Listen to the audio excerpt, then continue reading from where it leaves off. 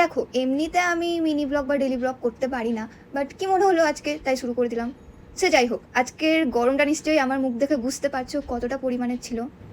আর আজই আমাদের একটা শ্যুট ছিল, তো কলেজ থেকে এসেই আমি একটা এরকম একটা কিউট ওয়েলকাম পেয়ে যাই। তো দেন আমি তাড়াতাড়ি ফ্রেশ হয়ে খেয়ে আমি আমার স্টুডিওতে চলে যাই। আর স্টুডিওতে এসেই দেখি তারা তাদের কাজ শুরু করে দিয়েছে, এখানে আমি লেট। দেন আমি একে একে মেকআপ করা শুরু করে দিই। আর এখানে আমার আজকে ছিল 3জন মডেল, মানে 3জনের মেকআপ আমাকে পরপর করতে হবে। আর এখানে আমি একজনের মেকআপ শেষ করে দিই, আরেকজনের উপর মেকআপ করা শুরু করে দিয়েছি, যেখানে আমি অনেক কমফোর্টেবল হই এই প্রাণীটার উপর মেকআপ করতে। সেটা আমি আমার মেকআপের মধ্যে দিয়ে আমার যত রাগ থাকে তত আমি এইভাবে ঝেড়ে ফেলি, তাতে আমার শান্তি হয়। আর ও কিছু বলতে পারে না, কারণ বেশি কিছু বললে আমি মেকআপ খারাপ করে দেবো। আর এখানে আমার অলরেডি দুটো মেকআপ কমপ্লিট হয়ে গেছে, আর এটা করলে আমার হয়ে যাবে। হ্যাঁ দেখো, আমি দিদিকে ভিডিও করতে বলেছি আমার মেকআপের, আর ও কি ভিডিও করতে লেগেছে। দেন আমরা টোটো করে বেরিয়ে যাই 4জন মডেলকে পিছনে বসিয়ে। আর এটা হচ্ছে পাবলিক রিয়াকশন, যেটা এনজয় করতে করতে আমরা লোকেশনে পৌঁছাই। দেন আমরা আমাদের লোকেশনে পৌঁছে যাই, যেটা আমাদেরই একটা ফ্রেন্ডের বাড়ি ছিল।